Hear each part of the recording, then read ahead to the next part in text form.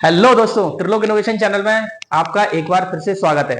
दोस्तों, आज हम बात कर रहे हैं मौलिक अधिकार की। देखो, मैंने आपको बताया था कि जो जितने भी मैंने पुरानी जितनी भी क्लासें ली थी, ये हमारी जो सीरीज चल रही है वो चल रही है एग्जाम वाली जनरल नॉलेज।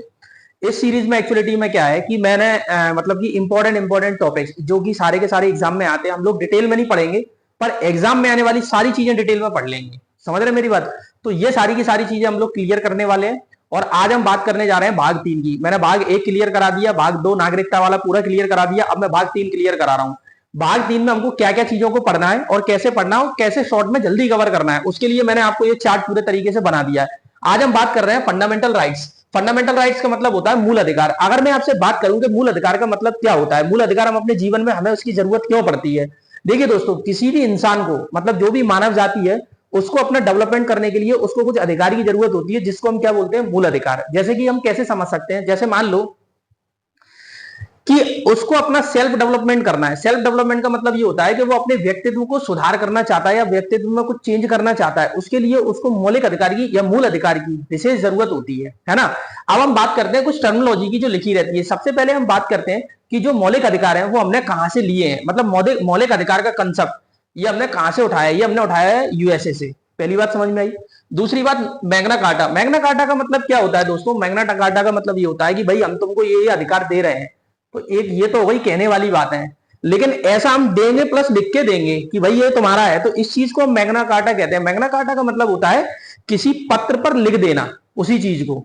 ठीक है ना, ज्यादा डिटेल में नहीं जाएंगे कि मतलब ये चीजें, ये अधिकार हम देंगे। जैसे हम अपनी फैमिली में बात करें तो फैमिली में मान लो दादाजी हमसे ये कहते हैं कि ठीक है, जितने भी हमारे छोटे बच्चे हैं वो सब लाल कलर के कपड़े पहन सकते हैं। ये एक बार दादाजी ने कहा था, ठीक है। लेकिन अगर इस बात को दादाजी लिख के चले जाएं कि फलानी फलानी तारीख को मैंने ये ऑर्डर दिया था कि हमारे अब आने वाले जितने भी बच्चे हैं वो लाल कलर के कपड़े पहन सकते हैं, तो आगे आने वाली पीढ़ी उस वाले पत्र को उठा के कह सकती है कि देखो इसमें लिख के गए थे। तो उस चीज को हम क्या कहते हैं, मैग्ना कार्टा। क्या ये बात समझ में आई? क्या ये पॉइंट क्लियर हुआ? चलिए अब हम बात करते हैं नौसर्गिक। नौसर्गिक का मतलब क्या होता है दोस्तों? नौसर्गिक का मतलब ये होता है कि ये आपको सीधे जन्म से पैदा होते ही तुरंत मिल जाते हैं, मतलब पैदा होने के तुरंत बाद आपको ये अधिकार मिल जाते हैं। अब मैं आपसे ये क्वेश्चन पूछूंगा, जैसे दो टाइप के अधिकार भारत में आपको दिए गए हैं। एक तो होता है आपका कानून अधिकार, कानूनी अधिकार को बोलते हैं लीगल राइट्स, है ना। और एक होता है आपका मौलिक अधिकार जिसको बोलते हैं फंडामेंटल राइट्स। दोनों में कितना अंतर है? दोनों में एक छोटा सा अंतर है। देखिए, कानूनी अधिकार जो होते हैं ना, वो आपसे वो आपसे कभी भी छीन लिए जा सकते हैं, लेकिन आपके मौलिक अधिकार आपसे नहीं छीने जा सकते। क्या ये बात समझ में आई? क्या ये पॉइंट क्लियर हुआ? दूसरा, कानूनन अधिकार आपको पैदा होते ही नहीं मिलते। जैसे आपका आधार कार्ड है या जैसे आपका वोट देना अधिकार है, तो वोट देने का अधिकार आपका कानूनन अधिकार है। तो क्या ये आपको पैदा होते ही मिल जाता है? नहीं। जब आप 18 साल की एक उम्र पूरी कर लेंगे, जब आपकी गिनती वयस्कों में हो जाएगी, तब जाके आप इस अधिकार का उपयोग कर पाएंगे। क्या ये बात समझ में आई? क्या आपको फंडामेंटल राइट्स और लीगल राइट्स में डिफरेंस समझ में आया? बहुत ही सिंपल और आसानी से मैंने समझाया। उसके बाद मैंने ये लिखा है जन्म के तुरंत बाद ये मिल जाते हैं आपको। क्या ये बात समझ में आई?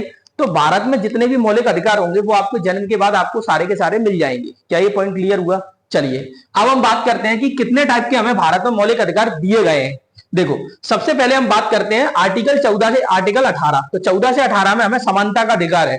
मतलब अगर हम 14 से 18 तक अगर हम डिटेल में जाएंगे, वो हम नेक्स्ट क्लास में डिटेल में जाएंगे, है ना। तो अभी हम पहले ये देखेंगे कि कितने टाइप के अधिकार है। पेपर में यहां से क्वेश्चन डायरेक्टली कैसे पूछता है कि कुछ अधिकार दे देगा, ऑप्शन में पूछेगा इसमें से कौन सा मौलिक अधिकार भारत में नहीं दिया गया। तो पहले आपको सारे के सारे मौलिक अधिकार पता होंगे, तब आप उसमें से बता पाएंगे कि ये वाला नहीं दिया गया। क्या ये बात समझ में आई? तो चलो हम बात करते हैं कि 14 से 18। तो 14 से 18 में हमको जितने भी अधिकार है वो सब समानता से रिलेटेड अधिकार है। मतलब सबको समान रूप से देखा जाएगा। क्या देखा जाएगा? समान रूप से सारी चीजें दी जाएंगी, है ना। तो समानता के सारे अधिकार हमें 14 से 18 में मिल गए, ठीक है। उसके बाद हम बात करते हैं 19 से 22। 19 से 22 में हमें स्वतंत्रता का अधिकार दिया गया। किसका अधिकार दिया गया दोस्तों? स्वतंत्रता का। तो 19 से 22 में हम स्वतंत्रता के अधिकार की बात करते हैं, 14 से 18 में हम समानता के अधिकार की बात करते हैं। उसके बाद आता है शोषण के विरुद्ध। शोषण के विरुद्ध का मतलब यह है कि आपका कोई हैरेसमेंट नहीं कर पाएगा, ना ही आपका कोई शोषण कर पाएगा। उसके विरुद्ध आपको कुछ अधिकार दिए जाएंगे कि वो कोई आपके शोषण ना कर पाए, ठीक है ना। तो शोषण के विरुद्ध अधिकार किसमें है? 23 से 24 आर्टिकल। उसके बाद हम बात करते हैं 25 से 28। 25 से 28 में एक्चुअलिटी में क्या है? ये धार्मिक स्वतंत्रता का अधिकार है। धार्मिक स्वतंत्रता का अधिकार का मतलब ये होता है कि भाई लोगों, हमारे देश का कोई पर्टिकुलर धर्म नहीं होगा, है ना।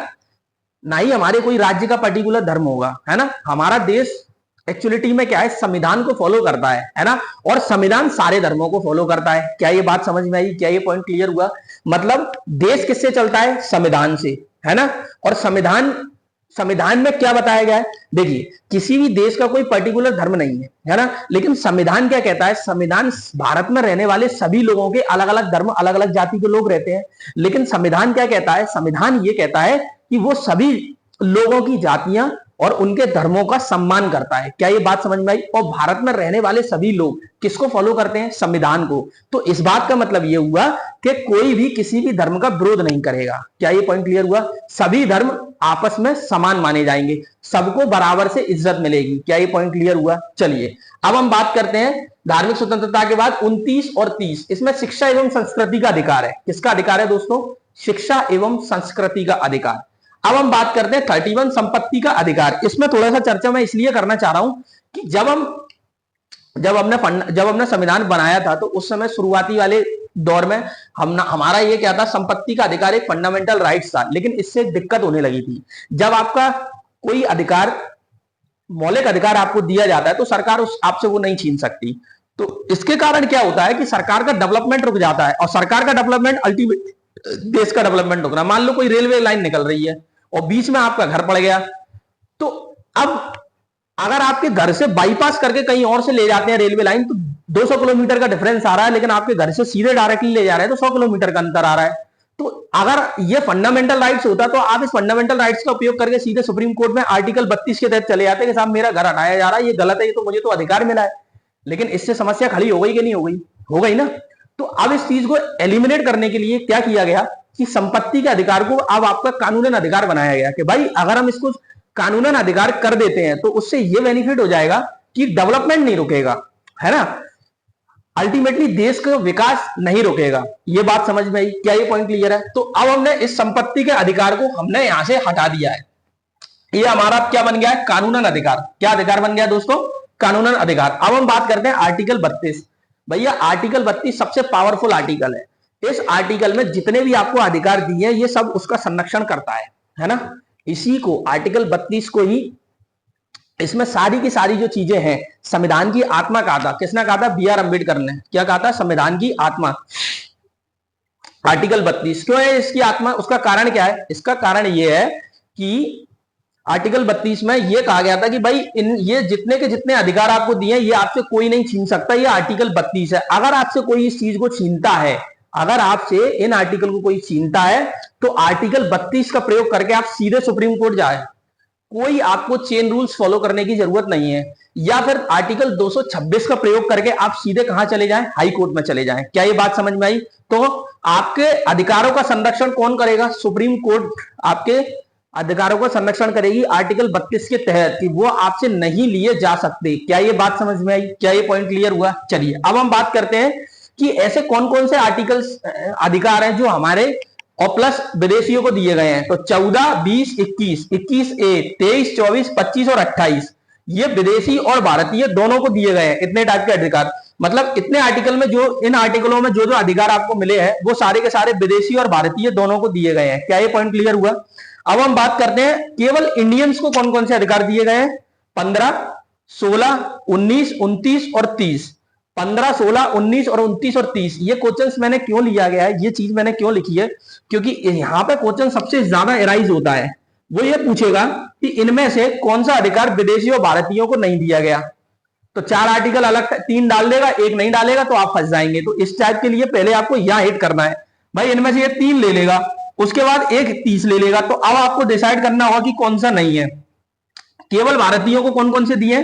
15, 16, 19, 29, 30। 15, 16, 19, 29, 30।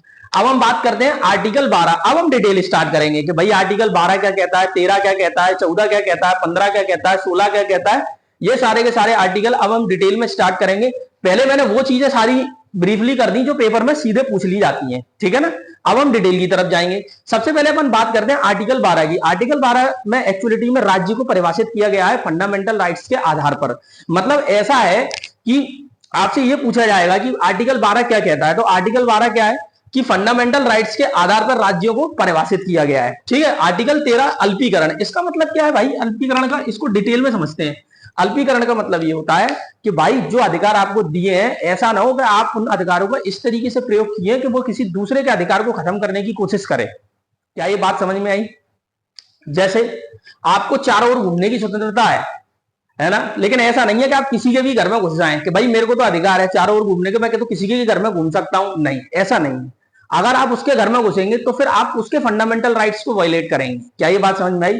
तो आर्टिकल 13 में यह कहा गया है कि भैया आपके अधिकार इस दिए तो गए, आपको जो अधिकार दिए गए हैं आप उसका इस तरीके से प्रयोग करें कि दूसरे को दिए गए अधिकार उस पर, उसके दूसरे को जो अधिकार दिए गए वो उसका अल्पीकरण ना करें। क्या ये बात समझ में? अल्पीकरण का मतलब आपके अधिकार किसी दूसरे का अधिकार का हनन कर रहे हैं।